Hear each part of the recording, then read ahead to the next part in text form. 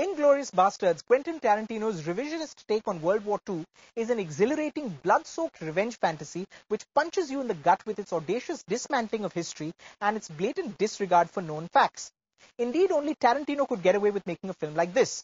Opening in 1941 in the Nazi-occupied French countryside, the film follows Colonel Hans Landa, a Nazi Jew hunter played by Austrian actor Christopher Waltz, as he bursts into an isolated farmhouse to question a farmer about local Jews in hiding. This tense conversation is easily the film's best scene.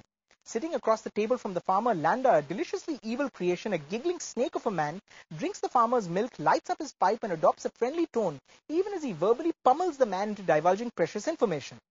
The scene ends with our first glimpse of Shosanna, played by Melanie Laurent, the young Jewish girl who escapes Landa's clutches even as he massacres the rest of her family.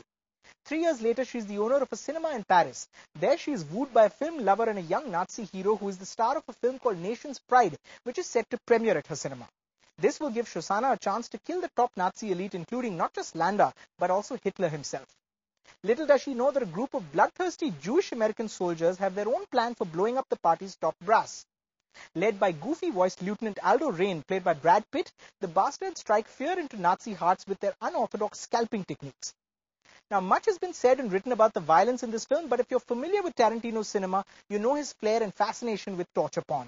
In addition to the film's hyper-violence, the filmmaker brings many of his trademark touches to Inglourious Basterds for it to qualify as a true blue Tarantino offering. Quirky characters, oddball cameos, innumerable film references, long talky scenes, and that distinct dialogue.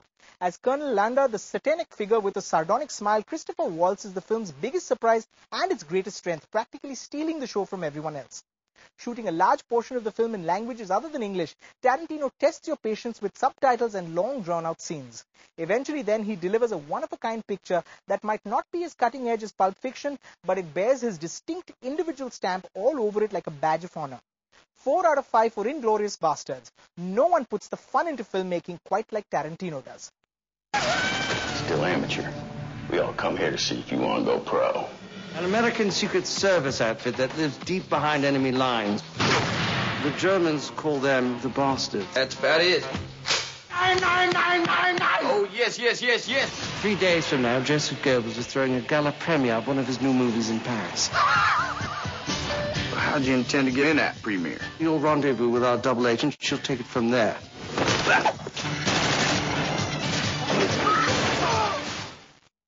You just heard what I thought of this week's new releases, and we'd like to know what you thought of them. Send us your reviews, your opinions of the films, post them on our website, ibnlive.com, and we're giving away music CDs of Wake Up Sid and Do Not Disturb, and these cool Inglourious Basterds t-shirts to all those of you who send us the most interesting responses. Let's take a short break on the show right now. When we come back, Amitabh Bachchan on Magic in the Movies, Then and Now. Don't go away. We're going to be back in just a few minutes.